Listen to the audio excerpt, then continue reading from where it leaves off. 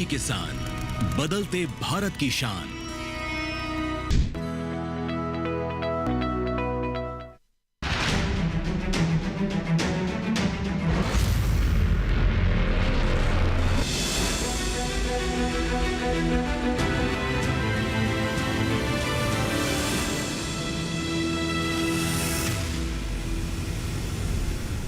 नमस्कार, आप सभी का स्वागत है दूरदर्शन किसान पर। आप देख रहे हैं हमारा खास कार्यक्रम हेलो किसान और मैं हूं आपके साथ पुलकित शुक्ला।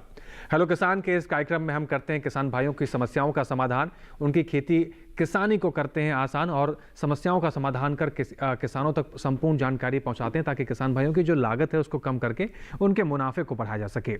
हमारे किसान भाइयों की भूमिका इस कार्यक्रम में सबसे महत्वपूर्ण रहती है क्योंकि आप जुड़ते हैं लाइव अपने सवालों के साथ। आपकी समस्याओं का समाधान आपके सवालों के साथ इस कार्यक्रम के माध्यम से किया जाता है। हमेशा की तरह अलग अलग विषय लेकर हम हाजिर होते हैं। तो आज खेती किसानी से जुड़े हुए ऐसे कौन से विषय लेकर हम हाजिर हुए हैं जिसके जरिए आप अपने सवाल पूछ सकते हैं और अपनी खेती किसानी को और बेहतर कर सकते हैं। तो आइए नजर डालेंगे सबसे पहले आज के विषय पर। तो आज के विषय कुछ इस प्रकार से रहेंगे जिसमें हम बात करेंगे जैविक खेती से सुरक्षित सब्जी उत्पादन एवं कृषि तकनीकी योजनाओं का प्रचार प्रसार। इन दोनों विषय से जुड़े आपके कोई भी सवाल हैं या आप जानना चाहते हैं कि जैविक खेती के जरिए कैसे हम सब्जियों का उत्पादन कर सकते हैं या फिर जो तमाम तकनीक हैं उनका प्रचार प्रसार कैसे हो रहा है, उसका आप लाभ कैसे ले सकते हैं, इन दोनों विषय से जुड़े आपके जितने भी सवाल हैं आप हमसे उन सवालों के समाधान जान सकते हैं। कोई मन में संशय है, कोई नई जानकारी आपको चाहिए, उसके लिए भी आप हेलो किसान कार्यक्रम से जुड़ सकते हैं। सवाल पूछने के लिए हमेशा की तरह 3 माध्यम आपके लिए होते हैं। पहला विकल्प होता है टोल फ्री नंबर का। आपकी स्क्रीन पर हम आपको नंबर दिखाने जा रहे हैं, नंबर आपकी स्क्रीन पर नोट कर सकते हैं 1800113060 1800113061। फोन करते समय टेलीविजन की आवाज कम रखें, आपके फोन में पर्याप्त नेटवर्क हो ताकि एक बेहतर संवाद बनाया जा सके और आपकी समस्या का समाधान सही तरीके से आप तक पहुंचाया जा सके। जिन किसान भाइयों का फोन नहीं लग पाता उनके लिए दूसरा विकल्प है व्हाट्सएप का। आप व्हाट्सएप नंबर नोट कर सकते हैं। हमारा व्हाट्सएप नंबर है 8800520717। व्हाट्सएप करते समय भी किसान भाई जहां से अपना सवाल भेजें, जगह का नाम, अपना नाम सवाल के साथ लिखना बिल्कुल ना भूलें। इसके अलावा आप ईमेल का भी इस्तेमाल कर अपने सवाल हम तक पहुंचा सकते हैं। ईमेल आईडी आप हमारी नोट कर सकते हैं hellokisan2015@gmail.com। तो इन 3 माध्यमों का इस्तेमाल कीजिए। कोई भी सवाल, कोई सुझाव, कोई संशय मन में है तो आप सीधा संपर्क करिए और आपकी समस्याओं का समाधान इस कार्यक्रम के माध्यम से हम करेंगे। आप रुक करते हैं उन एक्सपर्ट्स का जो आपकी समस्याओं का करेंगे समाधान। तो सीधा रुक करते हैं स्टूडियो में मौजूद सबसे पहले डॉक्टर गगनेश शर्मा जी का। डॉक्टर शर्मा जी, आपका बहुत स्वागत है। आप निदेशक हैं राष्ट्रीय प्राकृतिक जैविक खेती केंद्र गाजियाबाद, उत्तर प्रदेश से। इसके साथ ही हमारे साथ दूसरे खास मेहमान हैं डॉक्टर सुभाष बाबू। डॉक्टर सुभाष जी, आपका भी बहुत स्वागत है। आप वरिष्ठ वैज्ञानिक हैं, शस्य विज्ञान संभाग, भारतीय कृषि अनुसंधान संस्थान, पूसा, नई दिल्ली से। चर्चा की शुरुआत डॉक्टर गगनेश जी आपसे करते हैं। और हमने देखा पिछले कुछ दिनों के अंदर, ये बहुत गर्व का विषय है कि हॉर्टिकल्चर में हम देख रहे हैं कि हमारा देश बहुत तेज़ी से आगे बढ़ रहा है, रिकॉर्ड स्तर पर प्रोडक्शन हम कर पा रहे हैं। लेकिन इन प्रोडक्शन की बात हम जब करते हैं तो उसमें आज एक नया एंगल जुड़ा हुआ है जैविक खेती के माध्यम से। अभी तक जो प्रोडक्शन हमने लिया है, क्या उसमें कुल मिलाकर जैविक खेती के जरिए हम ले रहे थे या पारंपरिक खेती की तरह ले रहे थे, रासायनिक खेती जो हम कर रहे हैं उसकी तरह ले रहे थे, या इन सबका जो मिलके प्रोडक्शन आ रहा था वो था? और अगर हम जैविक खेती की तरफ मुड़ते हैं तो क्या इस प्रोडक्शन को हम बीट कर सकते हैं? हाँ जी, बहुत अच्छा आपने प्रश्न पूछा है। सबसे पहले तो किसान भाइयों को नमस्कार। और मैं ये बताना चाहूँगा कि हॉर्टिकल्चर में तो रिकॉर्ड प्रोडक्शन हो रहा है और साथ ही साथ जैविक खेती में भी रिकॉर्ड अब नए बनने वाले हैं। आप देख ही रहे हैं कि भारत सरकार ने मिशन नेचुरल फार्मिंग भी, कि जैविक खेती तो हम कर ही रहे हैं, साथ ही साथ 15-20 साल से अभी आपने देखा है कि जैविक खेती में भी अगर 2001 में हम बात करें 40,000 हेक्टेयर एरिया था सर्टिफाइड। अब अगर आज की डेट में हम बात करें तो थर्ड पार्टी सर्टिफिकेशन में करीब 7.3 million hectare, 73 lakh hectare area जो है वो जैविक खेती के अंतर्गत आ चुका है, जिसमें से लगभग 50 लाख हेक्टेयर या 5 मिलियन हेक्टेयर हम कह सकते हैं कि क्रॉप प्रोडक्शन पर है। तो क्रॉप प्रोडक्शन में भी अगर आप सब्जी की बात करें, हॉर्टिकल्चर, फ्रूट्स और वेजिटेबल्स की बात करें तो वो काफ़ी कम है। लगभग आप ये कह सकते हैं कि 5 से 7% हम अगर मान के चलें तो इतना एरिया हम अभी कवर कर पाए हैं। और हमें बहुत ज़्यादा स्कोप्स हैं जैविक खेती में, सब्जी के लिए, वेजिटेबल्स के लिए, फ्रूट्स के लिए बढ़ रहा है जो एरिया है। नेशनल हॉर्टिकल्चर मिशन है, नेशनल हॉर्टिकल्चर हॉर्टिकल्चर बोर्ड है जो स्पेसिफिकली फोकस्ड हॉर्टिकल्चर के लिए मिशन चलाते हैं, सब्सिडीज़ भी हैं, प्रोविजंस भी हैं। और सबसे बड़ी जो ज़रूरत है वो जैविक खेती को जो बढ़ावा देने के लिए वो है प्रमाणीकरण की। अगर सभी किसान भाई प्रमाणीकरण से जुड़ पाएँ, जैसे कि अभी 2016 से आपने देखा होगा, पहले तो थर्ड पार्टी सर्टिफिकेशन का विकल्प था बड़े किसानों के पास में या मध्य स्तर के किसानों के पास में, परंतु अब participatory guarantee system of certification 2016 से परंपरागत कृषि विकास योजना के साथ चलाया गया। तो सब्जी में भी, वेजिटेबल्स में भी, फ्रूट्स में भी और प्लांटेशन क्रॉप्स में भी काफ़ी स्तर पर लोग ग्रुप में आए हैं, ग्रुप में जुड़े हैं participatory guarantee system of certification में, ताकि वो ब्रांडिंग पैकेजिंग करके, क्योंकि सब्जी में तो थोड़ा ये होता है कि प्रोसेसिंग की फैसिलिटीज़ अगर ना हो छोटे स्तर पर, तो किसान भाइयों को वहीं लोकल स्तर पर उसको बेचना होता है। तो इसीलिए सर्टिफिकेशन की तरफ जुड़ना थोड़ा सा मुश्किल होता है किसान भाइयों के लिए, परंतु एफपीओ के माध्यम से हम कहेंगे कि किसान भाई बड़े क्लस्टर बनाएं, बड़ा एफपीओ बनाएं, उससे आगे वो प्रमाणीकरण की तरफ आके अच्छा ब्रांडिंग मार्केटिंग कराएं, तब हमारा हॉर्टिकल्चर वेजिटेबल प्रोडक्शन बढ़ सकता है ऑर्गेनिक में। जी डॉक्टर गगनेश जी, आपने कहा 73 लाख हेक्टेयर हमने जैविक खेती के अंदर रिकॉर्ड बना लिया है और इस तरीके से ज़मीन को हमने हासिल किया है, लेकिन इन 73 लाख हेक्टेयर से जितने किसान जुड़े हुए हैं, क्या वो कंटिन्यूशन में भी हैं या फिर सिर्फ ये भी कभी देखने को मिलता है कि किसान भाई जुड़ते तो हैं लेकिन बीच में फिर छोड़ देते हैं? बिल्कुल, बहुत ही अच्छा है आपका प्रश्न जो है। बिल्कुल, हमने बिल्कुल अपना डाटा को देखा, तो चाहे वो थर्ड पार्टी सर्टिफिकेशन हो, चाहे पीजीएस इंडिया सर्टिफिकेशन हो, जैसे कि हमारा जो participatory guarantee system of certification है, अगर हम अपने मिनिस्ट्री ऑफ एग्रीकल्चर के सर्टिफिकेशन सिस्टम की बात करें तो उसमें 20 से 21 लाख किसान हैं और 13.5 लाख हेक्टेयर एरिया करीब है पीजीएस के सर्टिफाइड किसानों का। तो उसमें से अगर आप पूछें कि एक्टिव कितने हैं, एक्टिव का मतलब है कि वो कंटिन्यू कर रहे हैं सर्टिफिकेशन में, नहीं तो सब्सिडी मिली उसके बाद किसान भाई वापस चले गए। तो इस तरह से बहुत देखने को मिला है। 50% जो है हमारे यहाँ पर एक्टिव किसान है, मैं ये कहना चाहूँगा आपको। जी। तो फिलहाल 50% हैं जो निरंतर इस कदम की ओर आगे बढ़ रहे हैं, सरकार के साथ कदम से कदम मिलाकर जैविक खेती के लिए प्रोत्साहित खुद को भी कर रहे हैं और बाकी किसानों के लिए भी कर रहे हैं। और इसमें क्या कुछ खास होता है ये भी आप सबसे समझेंगे, लेकिन फिलहाल डॉक्टर सुभाष जी आपका रुख करते हैं। समय के साथ साथ सब चीज़ों को बदलना अनिवार्य होता है, नहीं तो हम समय के रेस में जो है, समय की दौड़ के साथ पीछे हो जाते हैं। बात करें हम कृषि तकनीकों की, आज भारत की खेती के नज़रिए से देखा जाए, कृषि तकनीकों का जो प्रचार प्रसार है सरकार अपने प्रयास से करती है। संस्थान कृषि केंद्र, कृषि विज्ञान केंद्र के संस्थान जो हैं या तमाम जो रिसर्च सेंटर्स हैं उसके ज़रिए तो किया ही जा रहा है। कितना आवश्यक है इनके प्रचार प्रसार करना, और अभी कितना हमें एक समय लग सकता है कि घर घर तक, छोटे मझोले किसानों तक हर तकनीक को पहुंचाने में? पहले तो मेरा किसान भाइयों को नमस्कार। और आपका जो आज का विषय है बहुत ही अच्छा विषय है, और जिस तरह से हम बात करें कृषि तकनीकों की, तो काफ़ी कृषि तकनीकियाँ हमारी विकसित हैं, किसानों तक पहुंच रही हैं। और आज विशेषकर जो बात की जा रही है जैविक खेती की, और जैविक खेती में भी सब्जियों की जो बात है, अगर हम जैविक खेती की बात करें तो जैविक खेती में हमारे संस्था ने, अगर पूसा संस्था की बात करते हैं तो हमने कई सारी तकनीकियाँ डेवलप करी हैं, बनाई हैं, जिसमें हम जैविक खेतियों के थ्रू जा सकते हैं। और इस समय, जैसे इस समय रबी की सीज़न चल रही है, रबी की सीज़न में हम किसान भाइयों से कहना चाहेंगे कि सब्जियों में अगर वो जाते हैं और उसको जो है जैविक खेती की तरफ करते हैं, तो हमको जाना चाहिए किसान भाइयों को, जो फसलें हैं उनको डाइवर्सिफिकेशन, फसल विविधीकरण में जो कहते हैं हम, बिल्कुल फसल विविधीकरण के द्वारा जाएंगे तो हमारे सब्जियों में कीट पतंगे कम लगेंगे, बीमारियां कम लगेंगी, मृदा की उर्वरा शक्ति बनी रहेगी। तो ये बहुत ज़रूरी है। तो इसके प्रचार प्रसार के लिए हमारे कृषि विज्ञान केंद्र हैं, पूरे देश में हर जिला में कृषि विज्ञान केंद्र हैं हमारे। तो कृषि विज्ञान केंद्रों के थ्रू किसान भाइयों को इसकी जानकारियां दी जाती हैं। इसके बाद में हम फ्रंट लाइन डेमोन्स्ट्रेशन करते हैं, FLD जिसको बोलते हैं, और जो किसान भाइयों के जाके हम क्लस्टर बेस्ड बना के उनको तकनीकों को दिखाते हैं कि किस तरह से आप जैविक खेती करके अधिक से अधिक फ़ायदा कर सकते हैं। दूसरी अगर हम और एक बात करें तो हमारे पूसा संस्थान में हम अलग से जो किसान भाई आते हैं उनको हम समय समय पर जिस तरह की कोई बीमारी लग रही है या किस समय किस फसल की बुवाई करनी चाहिए, उन्नत प्रजाति के बीज कौन से हो सकते हैं, जैविक खेती के लिए कौन से अच्छे हो सकते हैं, और जैविक खेती में किन किन बातों का विशेष ध्यान रखना चाहिए जिससे उनकी अधिक से अधिक उपज मिल सके, नुकसान कम से कम हो सके। तो निरंतर हम इस डायरेक्ट दिशा में कार्य कर रहे हैं और किसान भाइयों से लगातार हम संपर्क में रहते हैं, हमारी संस्था रहती है।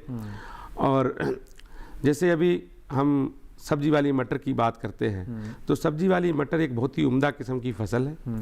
सब्जियों में इसको कहे तो हमारी ये दलहनी फसल आती है। बिल्कुल। तो दलहनी फसल में इसकी बात है कि मान लीजिए इसकी क्षमता होती है जो वातावरण में जो नत्रजन है वो लाके मिट्टी में स्थिरित करती है। उससे क्या हमारी जो अगले आने वाली फसल है उसमें नत्रजन की जो देनी चाहिए हमको वो कम हो जाती है। और जो हमको जैसे मान लीजिए जो हमारी ऑर्गेनिक खादें हैं, जो कार्बनिक खाद जिसको हम बोलते हैं अंग्रेजी में, गोबर की खाद मान लीजिए, वर्मी कंपोस्ट मान लीजिए, और जो कूड़े करकट से बनाई जाती है जी। उसको खूब सड़ा के ही खेत में डालें। गोबर की खाद को विशेषकर अगर हम कच्ची खाद को डाल देते हैं तो हमारी फसलों में बीमारियां लगती हैं जी। और अभी जो फसल है उसमें तो लगेंगी, आगे आने वाली फसल में भी लगेंगी, और जो हमको फायदा मिलना चाहिए वो फायदा कम से कम मिलता है। तो अगर हम जैविक खेती की तरफ किसान भाई जाते हैं तो हमको उपज में तो फायदा मिलेगा ही, बिल्कुल। और जो उपज मिलेगी वो एकदम भरपूर होगी, उसकी क्वालिटी अच्छी होगी, गुणवत्ता अच्छी होगी। गुणवत्ता अच्छी होगी। जब गुणवत्ता अच्छी होगी तो हमको कम से कम बीमारियों का सामना करना पड़ेगा, हमारे शरीर की प्रतिरोधक क्षमता बढ़ेगी, हमारा वातावरण अच्छा होगा। जो आजकल बात हो रही है क्लाइमेट चेंज की, तो क्लाइमेट चेंज को हम यहाँ से एड्रेस कर सकते हैं, उसको छू सकते हैं। हमारे किसान भाइयों का इसमें बहुत बड़ा योगदान है। बिल्कुल। हम जैविक खेती को बढ़ाते हैं, उसको करते हैं, उपज में भी फायदा होगा, बिल्कुल। मृदा स्वास्थ्य में फायदा होगा जी। और हमारे खुद के अपना जो स्वास्थ्य है उसमें फायदा होगा। तो इस तरह के फायदे हम ले सकते हैं। सबका बैलेंस बन जाएगा। हाँ, सबको फायदा मिलेगा। जी, बिल्कुल बिल्कुल। और सबके समाधान के लिए ही जैविक खेती के लिए किसान भाइयों को प्रोत्साहित किया जा रहा है। हाँ जी, इसमें जो तमाम तकनीकें हैं उसका समावेश कैसे है, कैसे आप इसका इस्तेमाल कर सकते हैं, प्रशिक्षण कैसे ले सकते हैं, इन चीज़ों को भी हम समझेंगे डॉक्टर सुभाष जी से। लेकिन फिलहाल इन दोनों विषय जुड़े हुए पहले एक रिपोर्ट आइए देख लेते हैं।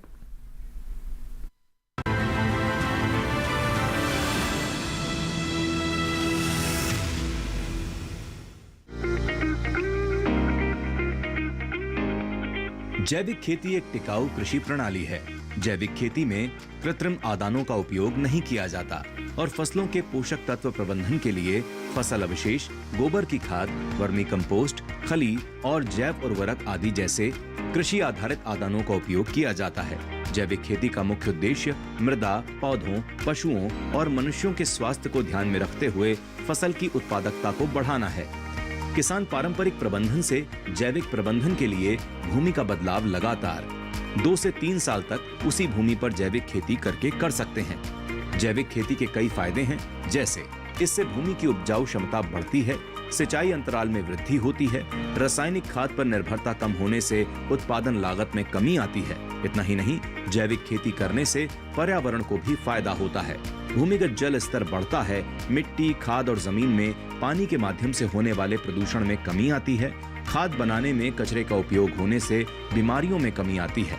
किसान अगर जैविक तरीके से सब्जियों की खेती करें तो अच्छा मुनाफा कमा सकते हैं। दरअसल जैविक तरीके से उगाई गई सब्जियों का स्वाद एवं पौष्टिकता अच्छी होती है।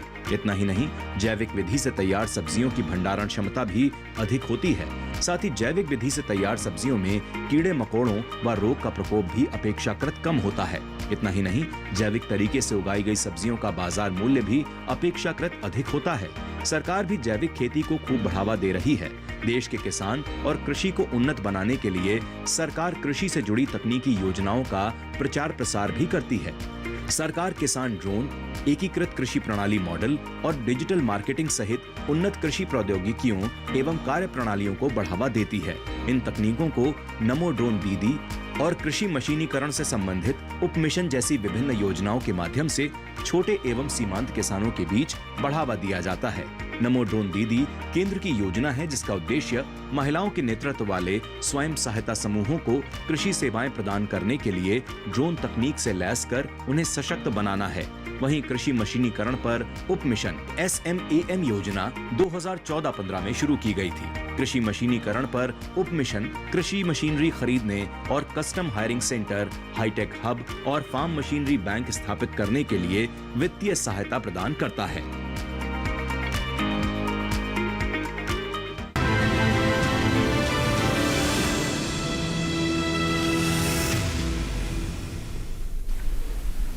तो आपने यहाँ पर देखा विषय से जुड़ी हुई एक महत्वपूर्ण रिपोर्ट में कुछ महत्वपूर्ण बिंदु दिखाए गए हैं, उसको ज़मीनी स्तर पर कैसे काम करना है ये भी हम समझेंगे। डॉक्टर गंगनेश जी, आपका रुख करते हैं। हमने इसमें जैविक खेती के बारे में बहुत सी बातें रिपोर्ट के जरिए देखी।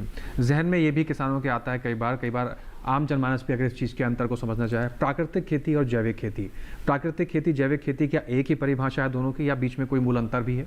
हाँ जी, जैविक खेती और प्राकृतिक खेती में दोनों ही केमिकल फ्री मेथड है। सबसे पहले तो ये किसान भाइयों को समझना बहुत ज़रूरी है कि दोनों ही एक ही किस्म की खेती है। मतलब जो कन्वेंशनल सिस्टम ऑफ फार्मिंग है, जो हमारा केमिकल रसायन वाली जो खेती है, उससे अगर हम रसायन मुक्त खेती की बात करें तो वो जैविक खेती भी है और प्राकृतिक खेती भी है। परंतु इन दोनों में क्या डिफरेंस है, जो थोड़ा सा हम कहें कि उसमें क्या डिफरेंस है दोनों में ये डिफरेंस है कि जैविक खेती में हमें ऑर्गेनिक जो कंपोस्ट है, ऑर्गेनिक फर्टिलाइज़र्स हैं, वर्मी कंपोस्ट है, बायो फर्टिलाइज़र्स हैं, बायो पेस्टिसाइड्स हैं, ये जितने भी हमारे आदान हैं जो किसान भाई यूज़ करते हैं इंसेक्ट पेस्ट डिजीज़ कंट्रोल के लिए या न्यूट्रिएंट मैनेजमेंट के लिए, फर्टिलिटी को इम्प्रूव करने के लिए बाहर से जो ख़रीद के हम लोग चीज़ें लेके आते हैं, तो जैविक खेती में ये सब अलाउड है कि हम बाहर से ख़रीद सकते हैं। परंतु प्राकृतिक खेती में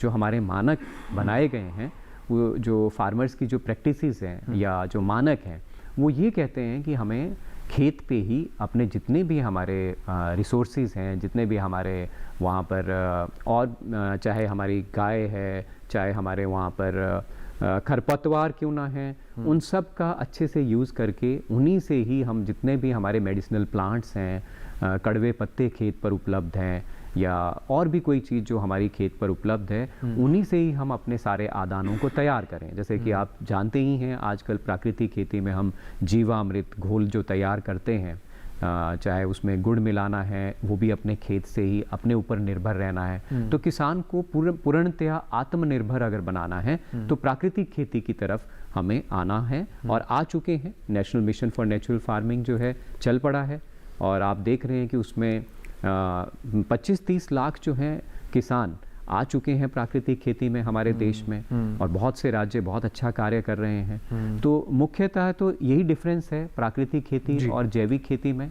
और प्राकृतिक खेती में जो ऑब्जेक्टिव है मिशन नेचुरल फार्मिंग में भारत सरकार का, वो ये है कि लागत किसान भाइयों की कम हो, इनपुट कॉस्ट कम हो जाए और उनकी पैदावार अच्छी हो और उसके बाद में जो है जो उत्पाद पैदा हो और हमारी जो सॉइल है वो भी, हमारी मृदा जो है, जैसे कि हमारे वैज्ञानिक भाइयों ने अभी इन्होंने डॉक्टर साहब ने बताया कि किस तरह से मृदा का स्वास्थ्य भी इम्प्रूव होता है, कैसे हम अलग अलग क्रॉप्स लेके मल्टी क्रॉपिंग करके, कैसे हम मल्चिंग करके प्राकृतिक खेती में खुद आत्मनिर्भर रह के सीड भी अपने ही हम रखें। हालांकि सब्जी की अगर हम बात करें, वेजिटेबल्स की, तो कुछ सीड अगर हमारे पास उपलब्ध नहीं है, एग्जॉटिक वेराइटीज़ आजकल आ चुकी हैं, बहुत अच्छी सब्जी स्कूप्स बहुत ज़्यादा हैं। अगर किसान भाई वो करना चाहें तो उनको केमिकल से ट्रीट ना करके वो हाइब्रिड वेराइटीज़ का भी इस्तेमाल कर लें शुरू में, तो बाद में वो अपने ही यहाँ पर पौध तैयार कर लें सीड से।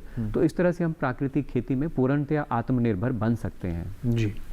तो मूलभूत ये अंतर होता है, लेकिन किसान भाई दोनों खेती अपना सकते हैं, जैविक खेती भी कर सकते हैं और प्राकृतिक खेती भी कर सकते हैं। जैसे सरकार की जो प्राथमिकताएं हैं उनको भी हमें प्राथमिकता के तौर पर लेके चलना चाहिए और किसान भाइयों को ये परिवर्तन करने होंगे क्योंकि इस समय की मांग है। फिलहाल हम आगे बढ़ेंगे, लेकिन उससे पहले पाम ऑयल से जुड़ी हुई एक विस्तृत रिपोर्ट पर नजर डाल लेते हैं।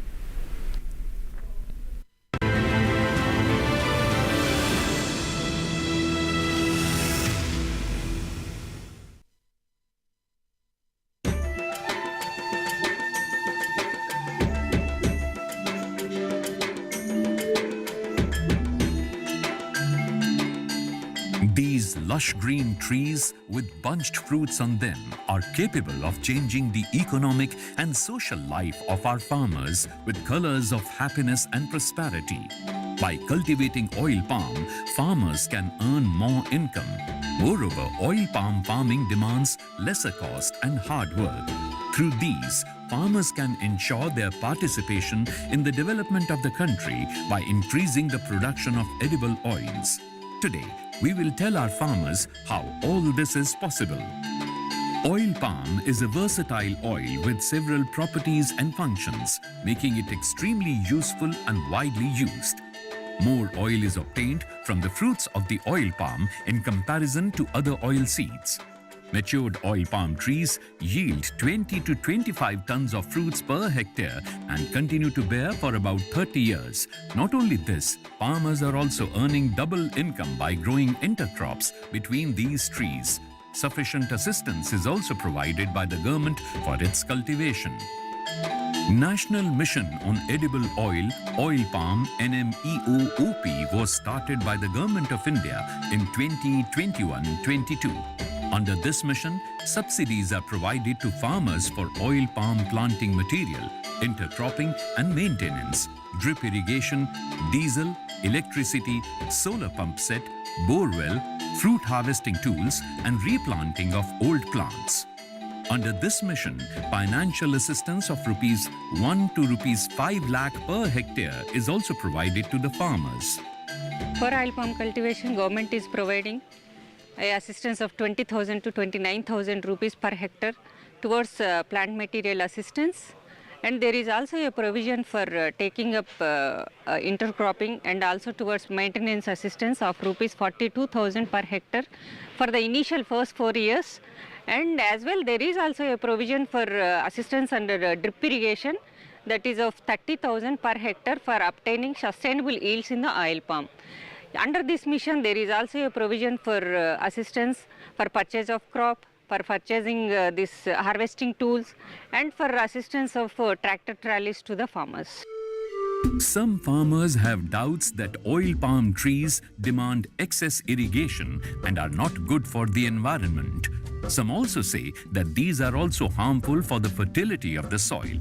But the farmers who are earning lakhs of rupees annually from oil palm farming find these doubts baseless. Oil palm cultivation needs less water when compared to the sugarcane and paddy, and also we'll get the subsidy from the government like for the drip irrigation and fertilizers. This is the most advantage for the farmer. There are no threats into the environment from oil palm farming. Each crop residues are used for mulching, which maintain moisture and fertility in the field. Also by growing intercrop, double income is obtained. Central government of India. The central government of India's agriculture department provided us with everything. They gave us oil palm seeds and all the necessary equipments. The government also provided subsidies and handsome price of our crop. We received around 2 to 3 lakhs per year and now we have gained financial growth. The government ensures immediate purchase of oil palm product. The government also fixes viability prices so that if the price suddenly falls, the government will pay the difference to the farmers. The truth is that oil palm cultivation is making our farmers more prosperous and our rural economy more robust. So, what are you waiting for? Take advantage of its cultivation and multiply your income.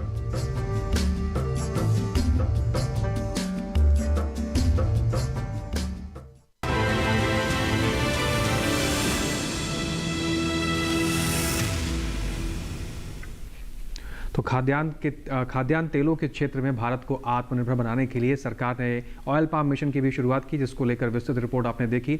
इस mission से जो किसान भाई जुड़े हैं किस तरीके से सब्सिडी का फ़ायदा ले रहे हैं और कितना अच्छी खेती करके वो कितनी अच्छी कमाई कर रहे हैं, इस रिपोर्ट के जरिए हमने समझने का प्रयास किया। तो सरकार की प्राथमिकता है कि किसान भाई ज़्यादा से ज़्यादा संख्या में इससे जुड़े और खाद्य तेलों के क्षेत्र में आत्मनिर्भर भारत बनाने में अपना सहयोग प्रदान करें। चर्चा को आगे बढ़ाएंगे, लौटते हैं डॉक्टर सुभाष जी की तरफ। डॉक्टर सुभाष जी, हम बात कर रहे थे जैविक खेती और तकनीकों के प्रचार प्रसार को लेकर। अगर हम जैविक खेती की, सब्जियों की खेती की हम बात करते हैं, सबसे पहला जो प्रथम चरण होता है वो मिट्टी की तैयारी को लेकर। जैविक खेती भी अगर हम करते हैं तो मिट्टी की तैयारी कितना महत्वपूर्ण बदलाव ला सकता है प्रोडक्शन में, और कौन कौन सी तकनीकों का इस्तेमाल कर हम मिट्टी की तैयारी कर सकते हैं? बहुत ही आपने सही जानकारी जाननी चाहिए और किसान भाइयों को इसको जानना बहुत ज़रूरी है कि हमको किस तरह से अपनी मृदा को बनाना चाहिए। जैसे हम अंग्रेजी में बोलेंगे फील्ड प्रिपरेशन, खेत की तैयारी कैसे करेंगे। तो खेत की तैयारी से पहले हमको खेत का चुनाव करना है। खेत का चुनाव करेंगे, जैसे जो खेत हो उसमें पानी ना भरता हो, और ज़्यादा पानी भरेगा तो हमारी जो सब्जियां हैं वो ख़राब होंगी। और अगर पानी भरता है तो सब्जियों को किस तरह से हमको रिज और फरो बेड बना के नाली बनाएंगे, इसको कूड़ बनाएंगे, कूड़ बना के फिर हम बेड बनाएंगे, बेड बना के फिर कूड़ बनाएंगे, तब हमको सब्जियों को जहाँ बारिश हो रही है ज़्यादा पानी भर रहा है उस तरह से तैयार करेंगे।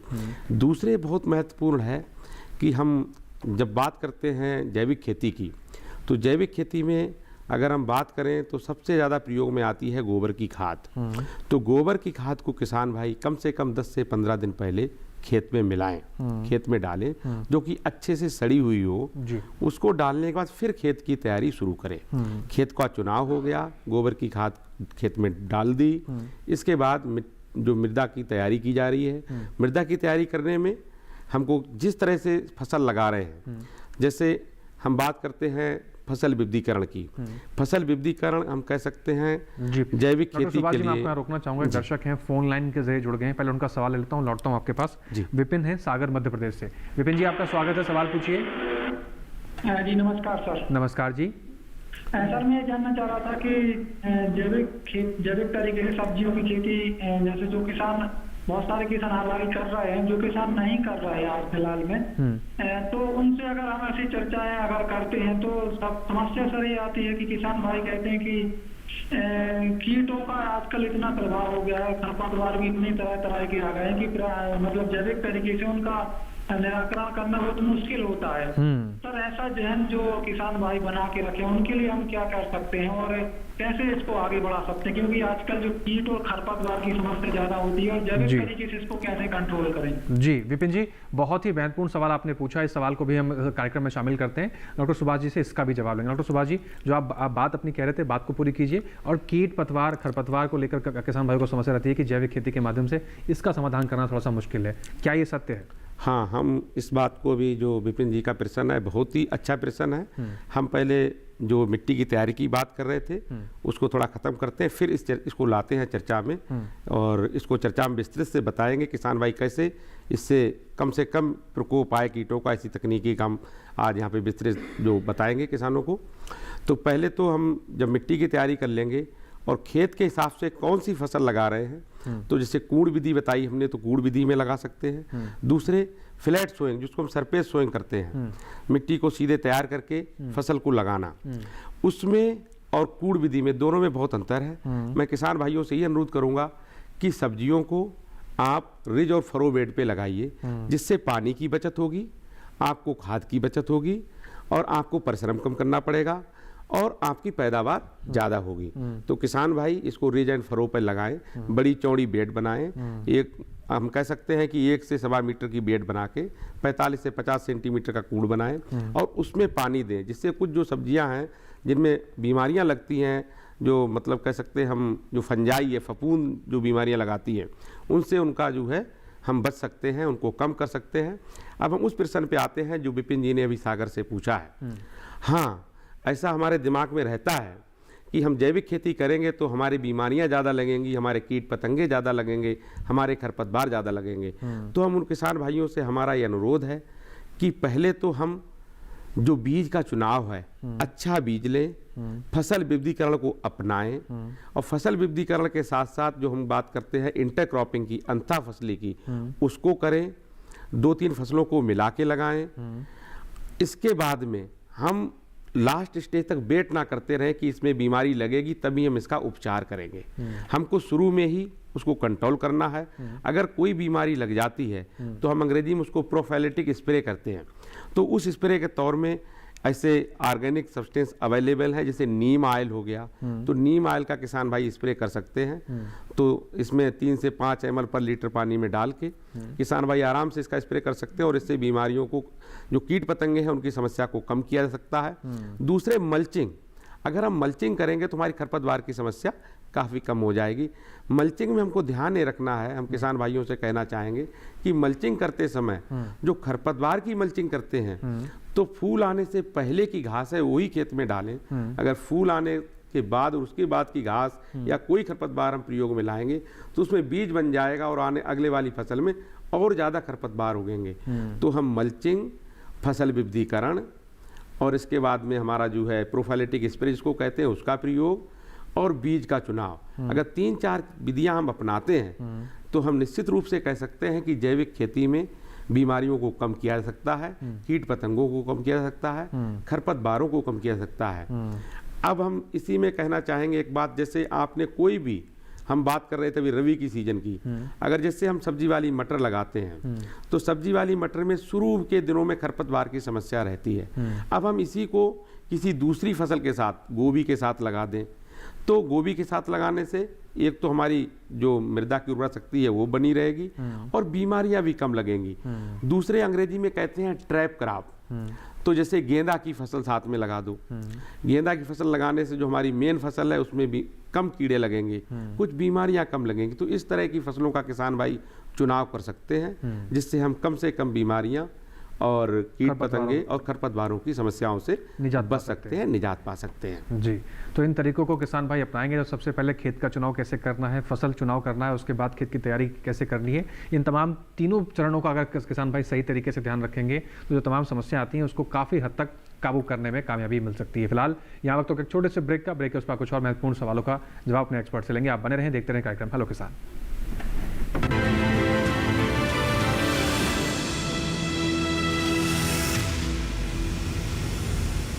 डीडी किसान ने कर ली है तैयारी, यहां मिलेगी पशुपालन की हर एक जानकारी, घर आंगन से लेकर व्यवसायिक फार्म तक, मुर्गी पालन से लेकर रेगिस्तान के जहाज तक। बीमारियों से पशुपालक बिल्कुल ना हो परेशान, विशेषज्ञ करेंगे आपकी समस्या का समाधान। देखिए अपना पशु चिकित्सक हर रविवार शाम 6:30 बजे दूरदर्शन किसान पर।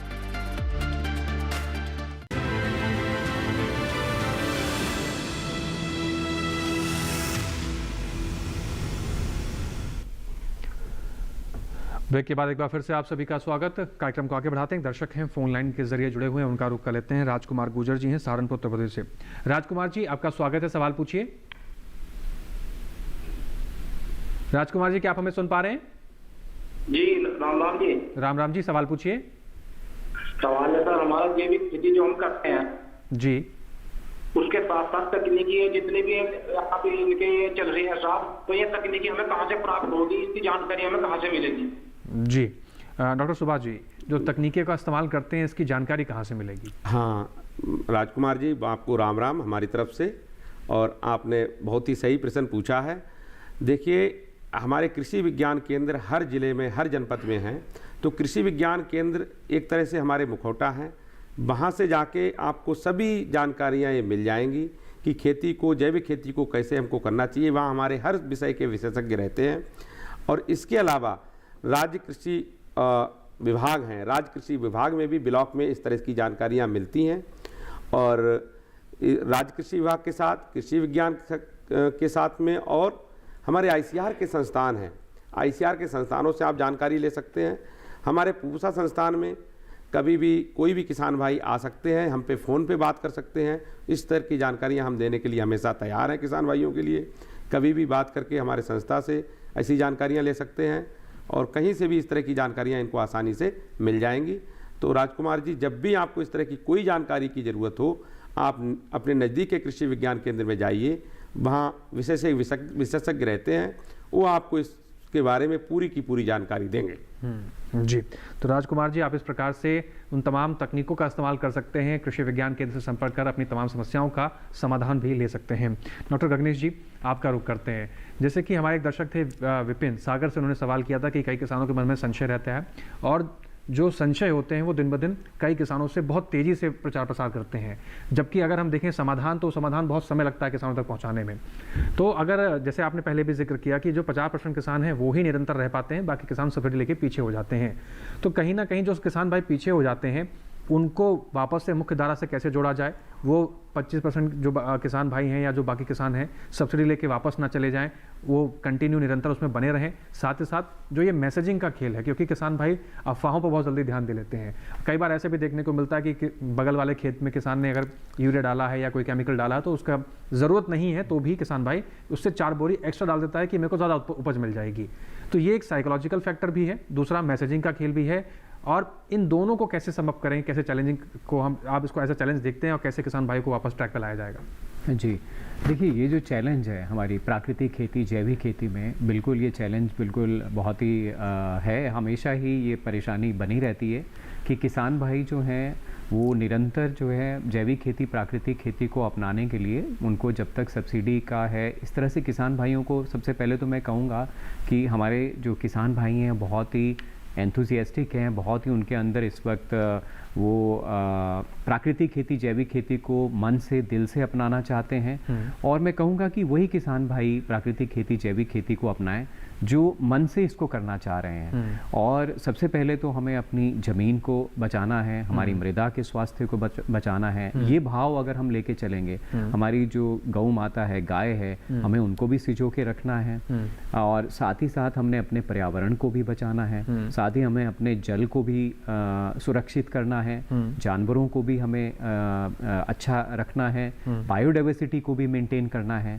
तो ये सब चीज़ों को अगर हम ध्यान में रखेंगे और किसान भाइयों को इस तरह से अवेयर करेंगे कि आपको आगे निरंतर बढ़ना है, तो सबसे पहले तो ये एक साइकोलॉजिकल जो चीज़ है कि, और ये एक रियल चीज़ है कि हमने अपने नेचुरल रिसोर्सेज का काफ़ी एक्सप्लॉयटेशन किया है, ज़्यादा केमिकल्स डाल के, ज़्यादा हमें प्रोडक्शन लेने के चक्कर में ऑर्गेनिक कार्बन कम हो गया है, साइंटिफिक स्टडीज़ हैं इतनी अच्छी। तो ये सारी चीज़ें जब हम किसान भाइयों को आसानी से समझाएंगे तो किसान भाई आगे जुड़ते हैं। मैंने देखा है कि इस तरह से जब किसान भाइयों के सब चीज़ों का पता चलता है तो निरंतर आगे बढ़ते हैं और उनको पता है कि 2-3 साल तक तो हमारा, अगर हम केमिकल से शिफ्ट होते हैं तो प्रोडक्शन कम आती है, हमारी साइंटिफिक स्टडीज़ भी कहती हैं, परंतु तीसरे, चौथे, 5वें साल में जो है वो इम्प्रूवमेंट होती है, अच्छी यील्ड आने लगती है। तो किसान भाई थोड़ा सा पेशेंस रखें और अपने ऊपर आत्मनिर्भर बने। और हमारी जो परंपरागत कृषि विकास योजना जो भारत सरकार ने चलाई है, उसका 2-3 साल तक लाभ उठाने के बाद में जब किसान भाई सक्षम बन जाए तो वो छोटे क्लस्टर से, जैसे 5 फार्मर्स का हम छोटा क्लस्टर मानते हैं, 10 फार्मर्स का, तो धीरे धीरे 50, 100, 200 और 500 का अगर हम ग्रुप बना लें फेडरेशन में, एफपीओ के फॉर्म उसको लेके आएँ तो किसान भाइयों को अच्छी इकोनॉमिक वायबिलिटी आने लगती है। क्योंकि हमने देखा है कि छोटे किसान इसलिए वापस हो जाते हैं कि उनका जब उत्पाद निकल के आता है तो किसी ने राइस किया है, किसी ने वीट किया है, कोई गेहूं लगा रहा है, कोई मक्का लगा रहा है, कोई मिलेट्स लगा रहा है, तो उसका ज़्यादा वो स्केल नहीं दे पाता है ताकि जो बायर है उनके साथ परमानेंटली कनेक्ट हो पाए।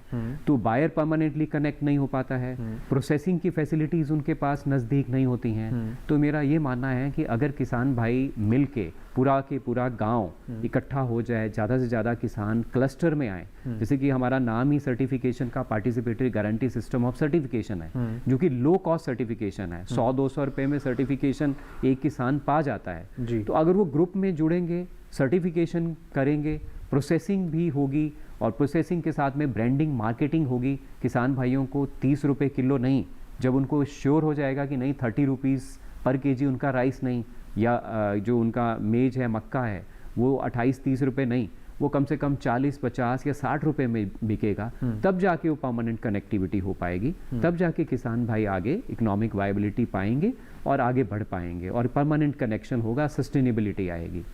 जी, आपने बहुत सारे तरीके तो बताए, लेकिन आपको लगता है कि कोई छोटे किसान है, आपने कहा 1-2 साल का समय लगता है, तीसरे साल से वो शायद उत्पादन का स्तर मेंटेन आप कर पाएँ, लेकिन जो छोटा किसान है उसको उतना प्रोडक्शन उसी 1-2 साल में चाहिए होता है, क्योंकि वो 2 साल तक इंतज़ार नहीं कर पाता है। तो ये भी एक चुनौती है। तो सबसे पहली बात उसमें कि उसको कैसे हम मार्क करेंगे, और जो किसानों की संख्या है भारत में ज़्यादातर, वो स्मॉल एंड मीडियम फार्मर्स की अगर हम बात करें तो सबसे ज़्यादा है। बड़े जो लैंड होल्डर्स हैं वो तो कम है, लेकिन छोटे किसान ज़्यादा हैं।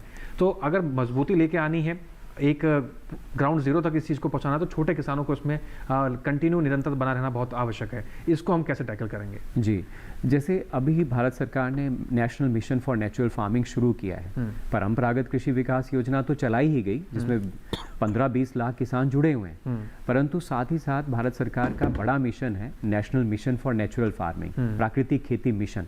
उसमें भारत सरकार ने 15,000 क्लस्टर्स का टारगेट रखा है। और मैं किसान भाइयों से ये विनती करूंगा कि वो अगर अभी तक क्लस्टर में जुड़ चुके हैं तो ठीक है, उनको पता होगा मिशन नेचुरल फार्मिंग। लोकल जो कृषि अधिकारी हैं डिस्ट्रिक्ट के ब्लॉक स्तर पर, उनसे चर्चा करें कि हमें national mission for natural farming में जुड़ना है। और 15,000 जो क्लस्टर हैं, अब हर एक स्टेट में, राज्य में जो भारत सरकार और राज्य सरकार मिलकर ये स्कीम चलाती हैं, तो डिस्ट्रिक्ट स्तर पर वो डिस्ट्रिक्ट एग्रीकल्चर ऑफिसर से मिलकर कह सकते हैं कि हमें भी क्लस्टर में जोड़ा जाए। और 120 का क्लस्टर होता है और इन क्लस्टर को awareness, capacity building, training, master trainer जो चैंपियन फार्मर्स हैं, किसान जो ऑलरेडी प्राकृतिक खेती कर चुके हैं, उनको ट्रेनिंग दी जा चुकी है। कृषि सखियों को इससे जोड़ा जा चुका है, उनको पैरा एक्सटेंशन वर्कर के रूप में देखा जा रहा है। 90,000 कृषि सखियों को ट्रेन किया जा चुका है। तो ये कृषि सखियां कैपेसिटी बिल्डिंग का भी फर्दर देखेंगी कि किसान भाइयों को अच्छे से प्राकृतिक खेती समझ में आ जाए। और साथ ही साथ किसान भाई जो क्लस्टर में जुड़ेंगे उनको हर एक साल सब्सिडी भी दी जाएगी, जैसे 2,000 सीजन के हिसाब से, 4,000 प्रति एकड़ प्रति वर्ष के हिसाब से। और प्रमाणीकरण मुफ्त में उनसे कराया जाएगा। प्रमाणीकरण की प्रक्रिया से उनको बांधा जा रहा है। और मैं ये भी जानकारी देना चाहूँगा कि पीजीएस इंडिया सर्टिफिकेशन ऑर्गेनिक के लिए तो था, अब नेचुरल के लिए भी, प्राकृतिक के लिए भी नए स्टैंडर्ड्स बना दिए गए हैं। और प्राकृतिक खेती मिशन जो है उसमें सर्टिफिकेशन के लिए 5 लाख से ज़्यादा किसान सर्टिफिकेशन की प्रक्रिया से जुड़ चुके हैं। और सर्टिफिकेशन भी पा चुके हैं किसान 60,000 से ज़्यादा प्राकृतिक खेती के लिए। तो मैं सब किसान भाइयों से कहूँगा कि वो इस प्राकृतिक खेती के मिशन से जुड़ें। और भारत सरकार की ये जो मिशन नेचुरल फार्मिंग है, जिसमें उनको लगता है कि 1-2 साल के लिए उनकी जो उत्पाद है वो कम ना हो, क्योंकि प्राकृतिक खेती में इवन हमारे जो Indian institute of farming system research है मोदीपुरम में, ICR के, तो उन्होंने जो शोध किया है 4-5 साल से, वो ये बता रहे हैं कि ऐसा नहीं है कि यील्ड जो है, उत्पादन है वो हमेशा गिरता ही है, चाहे हम जैविक खेती अपनाते हैं जैसे या प्राकृतिक खेती। प्राकृतिक खेती में जब हम जीवामृत, बीजामृत, मल्चिंग, जैसे कि डॉक्टर साहब ने बताया, ये सारी अच्छा सा बीज जो है, हम देसी बीज का अगर इस्तेमाल करें, अच्छे उसको ट्रीट करें, और जब हम इस जो विविध फसल प्रणाली को अपनाएं, तो हमारी जो फसल है, हमारी जो उत्पाद है वो गिरता नहीं है, वो अच्छा होता है और कई बार तो बढ़ता भी है। तो ये सारी चीज़ें हैं। और किसान भाइयों को आसानी से प्रमाणीकरण के सिस्टम से जुड़ना है। अगर किसान भाइयों को और ऑन फार्म इनपुट्स बनाने में दिक्कत है, तो उनके लिए 10,000 बायो इनपुट रिसोर्स सेंटर्स का भी भारत सरकार ने प्रावधान रखा है। तो गौशालाओं से ये बायो इनपुट रिसोर्स सेंटर्स जुड़े होंगे और ये एंटरप्रेन्योर्स होंगे, किसान भाइयों में से ही जो पढ़े लिखे किसान भाइयों के बच्चे हैं या किसान भाई खुद हैं, तो ये इस बायो इनपुट रिसोर्स सेंटर को तैयार कर सकते हैं, बना सकते हैं। और जो ग्रुप में 3-4 गाँव के लिए एक bio input resource centre local स्तर पर इसका बिजनेस भी कर सकते हैं कि वो जीवामृत, बीजामृत अपने बायो इनपुट रिसोर्स सेंटर में तैयार करें। और ब्रह्मास्त्र, अग्न्यास्त्र, निमास्त्र जो इंसेक्ट पेस्ट डिजीज के लिए कंट्रोल करने के लिए प्रोफाइलेक्टिक मेजर जो लिए जाते हैं, वो भी तैयार करें और इसका एक अच्छा सा छोटे स्तर पर एक लघु उद्योग भी स्थापित कर सकें। उसके लिए भी सब्सिडी का प्रावधान सरकार ने किया हुआ है। तो ये सारी चीज़ों से अगर किसान भाई जुड़ेंगे, तो भारत सरकार का जो मिशन है कि 18,50,000 किसान तो मिशन में जुड़ेंगे डायरेक्ट, एक किसान फर्दर जो है 8 से 10 किसान को आगे जाके मोबिलाइज करेंगे, ताकि 1 करोड़ किसानों तक ये मिशन पहुंचाया जाए। तो इस तरह से आगे निरंतरता चली रहेगी। भारत सरकार का जो ये मिशन है बहुत बड़ा मिशन है जी। तो किसान भाई इसमें आगे आए, उनको जब ये अवेयरनेस दी जाएगी तो वो अपने आप ही जुड़े रहेंगे। उनकी प्रोसेसिंग, मार्केटिंग भी, इसका भी प्रावधान रखा गया है। और मार्केटिंग से भी किसान भाइयों को अच्छा लाभ की उम्मीद है जब हम प्राकृतिक खेती की सर्टिफिकेशन करवा रहे हैं। जी, बहुत महत्वपूर्ण आपने बात करी यहाँ पर। सर्टिफिकेशन, सब्सिडी और क्लस्टराइजेशन के जरिए किसान भाइयों को जागरूक भी किया जा रहा है और ये वही सारे स्टेप्स हैं जिसके जरिए हमारे जो लक्ष्य हैं उसको हम पा सकते हैं। कुछ और महत्वपूर्ण बातें जानेंगे, लेकिन फिलहाल यहाँ वक्त तो एक छोटे से ब्रेक का। आप बने रहें, देखते रहें हेलो किसान।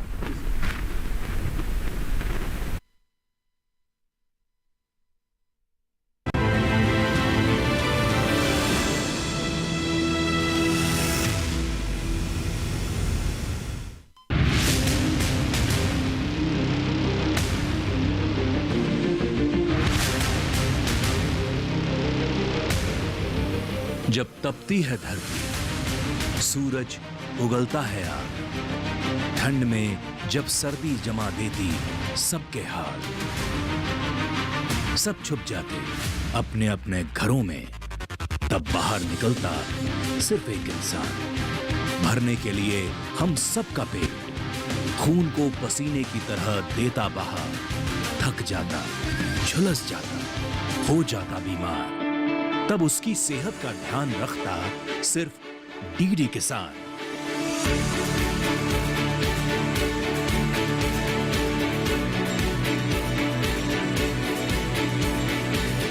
देखिए स्वस्थ किसान शनिवार शाम 6 बजे लाइव सिर्फ दूरदर्शन किसान चैनल पर।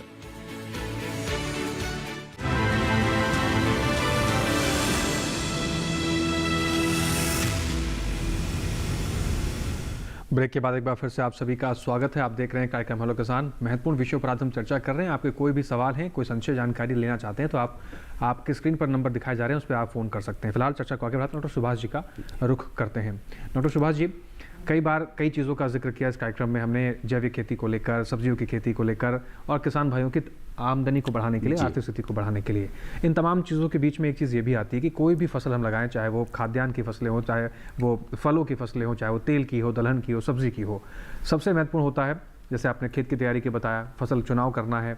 और उसके बाद अगर हम बात करें किस्मों की, जैसे कि पहले इसमें एक बात और भी है कि जैविक खेती के माध्यम से जो प्रोडक्शन हमें मिलेगा उसकी गुणवत्ता ऑलरेडी बहुत अच्छी होगी, लेकिन अगर इसमें किस्मों का चयन सुनियोजित तरीके से किया जाए, थोड़ी जांच परख के की जाए, तो क्या जो प्रोडक्शन हमें मिल रहा है उसमें भी इम्प्रूवमेंट देखने को मिलती है? क्या ये फैक्टर असर डालता है जैविक खेती पर कि किस्मों का चयन आप देख के करें या कोई भी किस्म का लगा सकते हैं?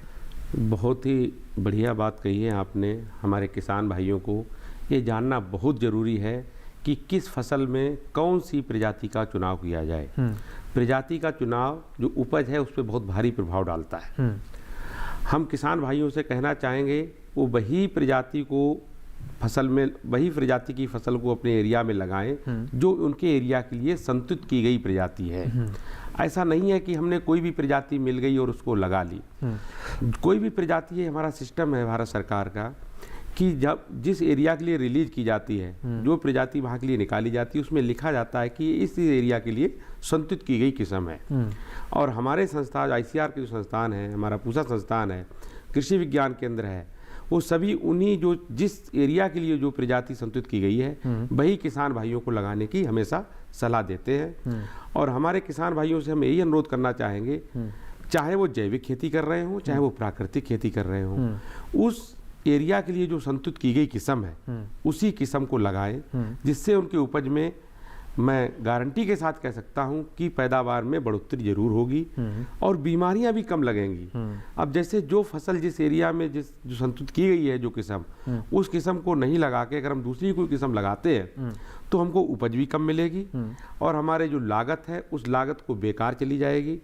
तो हम यही कहेंगे कि फसल का चुनाव और उस फसल में प्रजाति का चुनाव, ये दोनों ही बहुत ही रोल प्ले करते हैं, रोल अदा करते हैं। मान लिया जाए, जैसे मान लीजिए हम कोई भी फसल लगाते हैं, हमको कोई भी बीज मिल गया और हमने लगा लिया, ऐसा कतई नहीं। डॉक्टर सुभाष जी, इसकी जानकारी कैसे मिलेगी कि मेरे क्षेत्र के लिए कि ये किस्म उपयुक्त है, मैं इस किस्म का चुनाव कर सकता हूं और मेरे क्षेत्र में ये किस्म मुझे मिल जाएगी? हाँ, ये बहुत बढ़िया आपने प्रश्न को रखा है। जैसे मैंने पहले भी कहा था कि कृषि से संबंधित जानकारियाँ हमारे जो भी हैं कृषि विज्ञान केंद्र और जो ICAR की नज़दीकम संस्था है, राज्य कृषि विश्वविद्यालय है, राज्य की जो अपने ब्लॉक पे जो अधिकारी हैं, जो लोकल उनके अधिकारी हैं, कृषि के जो ब्लॉक पे, जिला लेवल पे, उन सबके पास ये जानकारियाँ होती हैं और किसान भाइयों को समय समय पे वो जानकारियाँ देते हैं। तो किसान भाइयों से हम यही अनुरोध करेंगे, जो भी फसल की प्रजाति लें तो संपर्क करके ही लें कि हम इस प्रजाति का चुनाव कर सकते हैं या नहीं कर सकते हैं। हमको अपने हिसाब से कोई प्रजाति मिल जाए उसे ना लगाएं, उस एरिया के लिए संतुलित प्रजाति को ही लगाएं।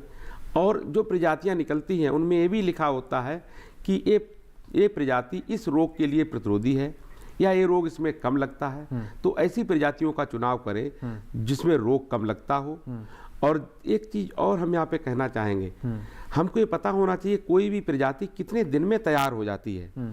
तो मैं किसान भाइयों से कहना चाहूँगा उसी तरह की प्रजातियों को वो लें कि आपकी जो फसल तैयार हो रही है, आप चाह रहे हो कि हमारी फसल 100 दिन में तैयार हो जाए या 120 दिन में तैयार हो जाए, तो उस फसल की वही प्रजाति को आप कहिए कि हमको ऐसी प्रजाति बताइए जो 100 दिन में तैयार हो जाए या 125 दिन में तैयार हो जाए, क्योंकि हमको दूसरी फसल भी लगानी होती है। तो फसल में प्रजाति का चुनाव बहुत ही आवश्यक है। और किसान भाइयों से हमारा यह अनुरोध है कि कोई भी फसल में कोई भी प्रजाति अपने मन से मत लगाइए जब तक उस एरिया के लिए वो प्रजाति संतुलित नहीं की गई है जी।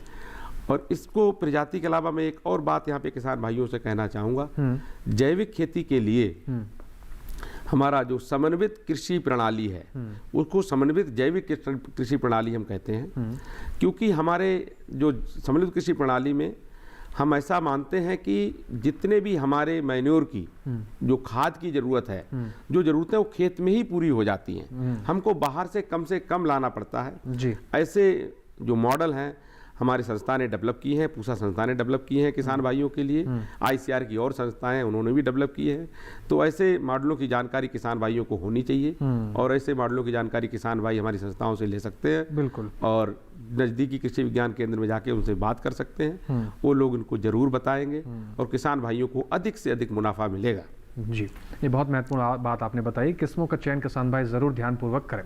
डॉक्टर गगनेश जी, आपका रुख करते हैं। तमाम चीज़ों का जिक्र किया आपने, क्लस्टराइजेशन किया, सब्सिडी मिल रही है किसान भाइयों को और साथ साथ सर्टिफिकेशन, लेकिन जैविक खेती को आगे बढ़ाने के लिए, प्राकृतिक खेती को आगे बढ़ाने के लिए कहीं ना कहीं आप ये मानते हैं कि उपभोक्ता जो है उसका भी जागरूक होना बहुत आवश्यक है, क्योंकि जब तक डिमांड एंड सप्लाई का सारा खेल होता है, जब तक बाजार में डिमांड नहीं होगी प्रोडक्शन नहीं होगा, डिमांड बढ़ेगी तभी प्रोडक्शन बढ़ेगी।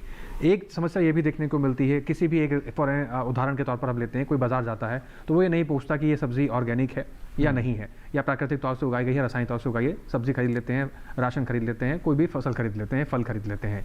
तो उपभोक्ता का इसमें कितना बड़ा रोल है कि वो भी इसके बारे में जागरूक हो कि हमें प्राकृतिक तौर से जो चीज़ें उगाई गई हैं उसका उपभोग ज़्यादा करना है, अपने डेली हैबिट्स में उसको शामिल करना है। साथ ही साथ किसानों के लिए भी, जो उत्पादक हैं उनके लिए भी एक ऐसा प्लेटफॉर्म स्थापित करना ताकि कस्टमर्स और जो किसान हैं वो आपस में एक दूसरे से रीच आउट कर सके इजीली और उनका माल वहाँ तक पहुँच सके। जी, बहुत ही अच्छा प्रश्न किया है आपने ये, और ये डिमांड भी है, ये प्रश्न जो है बहुत इम्पॉर्टेंट है, क्योंकि हमारे जो कंज्यूमर्स हैं, हम खुद भी कंज्यूमर्स हैं, जितने भी कंज्यूमर हैं उनके लिए ये अवेयरनेस होना बहुत ज़रूरी है कि 2 प्रकार के प्रमाणीकरण के सिस्टम है हमारी कंट्री में। एक है थर्ड पार्टी सर्टिफिकेशन, एक है PGS India certification. Third party को मिनिस्ट्री ऑफ कॉमर्स जो अपेडा है एजेंसी वो चलाती है, और जैविक भारत एक लोगो उनका होता है, वो आप देखेंगे कि एक लोगो है ब्लू कलर का, आप गूगल में भी डाल के देख पाएंगे। और हमारा जो है PGS के 2 लोगो होते हैं, PGS इंडिया ग्रीन और PGS India organic. Gold colour का होता है, एक ऑरेंज एक ब्लू। तो ऑरेंज मतलब अभी अंडर कन्वर्जन में है, अभी तक पूर्णतया जो है वो पूरा प्रोसेस से गुजर के अभी 2 से 3 साल कन्वर्जन के लिए लगते हैं। किसी भी उत्पाद को अगर जब भी हम जब हम कल्टीवेशन करते हैं, जब भी कोई क्रॉप उगाते हैं, जब हम कन्वर्जन पे जाते हैं, तो अगर केमिकल्स का प्रयोग किया गया हो, फर्टिलाइजर्स का, पेस्टिसाइड्स का, तो 2 से 3 साल तो लग जाते हैं हैवी मेटल्स को डिग्रेड होने के लिए। इसीलिए कन्वर्जन पीरियड 2 इयर्स एनुअल और बाइनियल क्रॉप्स के लिए है। सब्जी वगैरह जो हॉर्टिकल्चर वगैरह क्रॉप्स हैं या हमारी जो भी सीरियल क्रॉप्स हैं, बाकी जो प्लांटेशन हॉर्टिकल्चर क्रॉप्स हैं उनके लिए 3 साल का कन्वर्जन पीरियड है। तो फिर कन्वर्जन होने के बाद में PGS ऑर्गेनिक जो ब्लू कलर का लोगो लगा होगा, गोल्ड कलर का, आप गूगल में देख पाएंगे, हमारी वेबसाइट भी है PGS इंडिया वेब पोर्टल, वहाँ भी आप अधिक जानकारी ले पाएंगे। तो ये जो लोगो हैं ये लगे होने बड़े जरूरी हैं, और किस सर्टिफिकेशन बॉडी ने सर्टिफाई किया है वो भी आपको देखना जरूरी है। और वहाँ एक स्कैन भी आप कर सकते हैं ट्रेसेबिलिटी के लिए, किस किसान से ये आया है, कौन सी जगह से आया है माल जो है, और सर्टिफाइड है कि नहीं है। बिल्कुल, ये कंज्यूमर को देखना बहुत जरूरी है। बिल्कुल। अब कंज्यूमर्स को ये भी अवेयर होना बहुत जरूरी है कि देखिए, अगर ये प्रोसेस सर्टिफिकेशन है, जैविक खेती या प्राकृतिक खेती, ये कोई प्रोडक्ट सर्टिफिकेशन नहीं है कि प्रोडक्ट को हमने रेजिड्यू के लिए फ्री कर दिया, टेस्ट कर दिया। ये फूड सेफ्टी को डोमेस्टिक के लिए देखना होता है कि उसमें पेस्टिसाइड रेजिड्यू के कण आ तो नहीं रहे हैं। तो रैंडम सर्वे के जरिए ministry of agriculture, ministry of commerce या हम लोग जो NCONF, हम कभी कभी डिपार्टमेंट ऑफ प्लांट प्रोटेक्शन के थ्रू रैंडम सर्वे करते रहते हैं। हालांकि हमारे जो सर्टिफिकेशन सिस्टम है उसमें ये नहीं कहा जाता कि रेजिड्यू के लिए आप टेस्टिंग करें प्रोडक्ट में। जी। तो कंज्यूमर्स को ये अवेयर होना है कि ऐसा कोई रेडीमेड टेस्ट नहीं है कि जो बता पाए कि ये ऑर्गेनिक से है, नेचुरल से है। सिर्फ सर्टिफिकेशन का मार्क ही आपको देखना है और फूड सेफ्टी की मोहर लगी हो, क्योंकि food safety standard authority of India ये दोनों सर्टिफिकेशन सिस्टम को मान्यता देती है जी। और यही चीज सुनिश्चित करती है कि आपके पास जो उत्पाद पहुंच रहा है वो ऑर्गेनिक है कि नहीं है, और जो उत्पाद है, जो उत्पादक है या फिर उपभोक्ता है, इन दोनों का जागरूक होना बेहद आवश्यक है। किसान भाई भी जब प्रोडक्शन कर रहा है तो उसको सर्टिफिकेशन कैसे करवाना ये भी अनिवार्य है, और साथ ही साथ जब हम खुद से स्वयं पूछेंगे बाजार में जाकर क्या ये ऑर्गेनिक है, तभी इन चीज़ों को विस्तार मिल पाएगा और तभी जो हमारे लक्ष्य हैं उसको हम सब मिलकर इन लक्ष्यों को हासिल कर पाएंगे। इसके साथ ही आज के हेलो किसान कार्यक्रम में इतना ही समय समाप्ति की ओर इशारा कर रहा है। डॉक्टर गगनेश शर्मा जी, डॉक्टर सुभाष बाबू जी, आप दोनों मेहमानों का बहुत शुक्रिया, आप स्टूडियो में आए और इन दोनों विषयों को लेकर बहुत महत्वपूर्ण जानकारी हमारे किसान भाइयों तक पहुंचाएं। उम्मीद करेंगे किसान भाई इन जानकारियों से लाभ लेंगे और जैविक खेती की तरफ आगे बढ़ेंगे और जो सरकार का मिशन है प्राकृतिक खेती को लेकर उसमें भी अपना सहयोग प्रदान करेंगे। अगले ऐसे कौन से विषय रहेंगे जिसको लेकर हम चर्चा करेंगे, आइए अगले विषयों पर भी नजर डाल लेते हैं। हेलो किसान के अगले चर्चा में बात करेंगे कृषि अवसंरचना कोष एवं किसान क्रेडिट कार्ड की उपयोगिता के बारे में। ये दोनों विषय बहुत महत्वपूर्ण हैं। कोई भी सवाल, कोई भी संशय आपके मन में है तो आपको पता क्या करना है, आप हमें ईमेल कर सकते हैं। हमारी ईमेल आईडी आपकी टीवी स्क्रीन पर हम आपको दिखा रहे हैं, आप नोट कर सकते हैं अपने कुछ सवाल सुझाव पहुंचाने के लिए hellokisan2015@gmail.com। इसके अलावा डीडी किसान के कॉल सेंटर पर भी फोन करके अपने सवाल सुझाव दर्ज करा सकते हैं। हमारे डीडी किसान के कॉल सेंटर का नंबर है 1800-113-060। सोमवार से शनिवार सुबह 6 से रात के 10 बजे तक ये नंबर आपकी सेवा में खुला रहता है। इसके अलावा इस कार्यक्रम की कोई जानकारी आपसे छूट गई है, दोबारा आप इस कार्यक्रम को देखना चाहते हैं, डीडी किसान के यूट्यूब चैनल का इस्तेमाल करें। आपकी स्क्रीन पर QR कोड दिखाया जा रहा है, इसको स्कैन करें, पहुंच जाएंगे डीडी किसान के यूट्यूब चैनल पर। वहां पर भी दिखाई गई हर एक जानकारी को आप दोबारा से भी देख सकते हैं। और इसके साथ ही आज के हेलो किसान कार्यक्रम में बस इतना ही। फिर से हाजिर होंगे नए विषय, नए मेहमान, नई जानकारियों के साथ।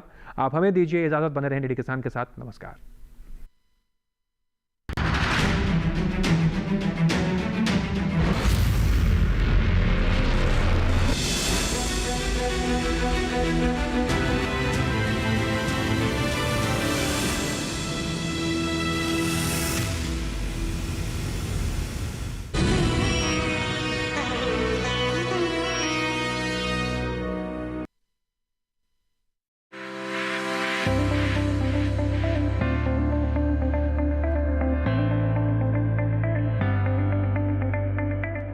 नैनो यूरिया नैनो तकनीकी पर आधारित उर्वरक है।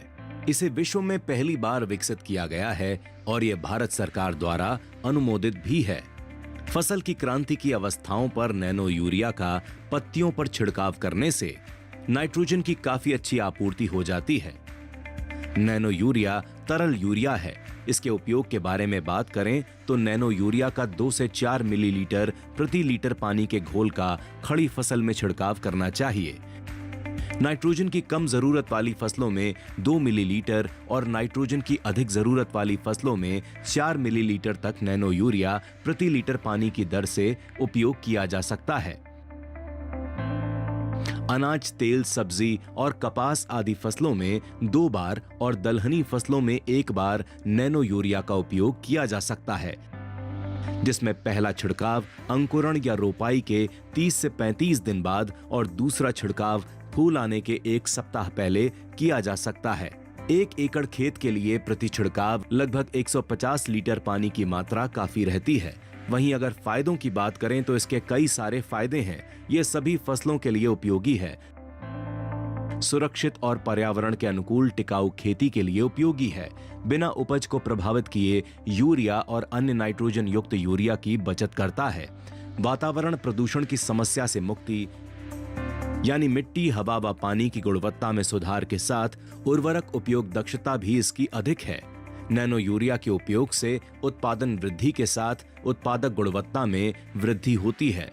बता दें कि नैनो यूरिया 500 ग्राम की बोतल में तरल के रूप में मिलता है। नैनो यूरिया का उपयोग करने से पहले कुछ जरूरी बातों का ध्यान रखें, जैसे उपयोग से पहले बोतल को अच्छी तरह हिलाएं, प्लेट फैन नोजल का उपयोग करें और अगर नैनो यूरिया के छिड़काव के 12 घंटे के भीतर बरसात होती है तो छिड़काव को दोहराना चाहिए। नैनो यूरिया विष मुक्त है, फिर भी सुरक्षा के लिहाज से फसल पर छिड़काव करते समय फेस मास्क और दस्ताने का उपयोग करने की सलाह दी जाती है।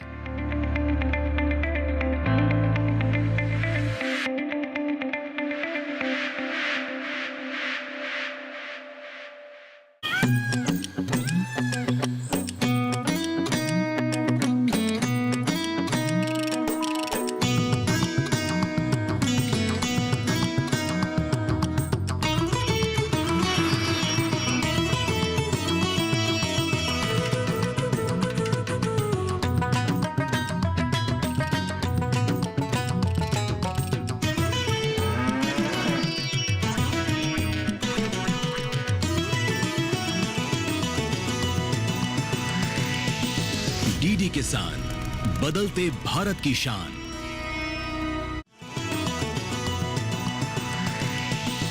डीडी किसान, बदलते भारत की शान।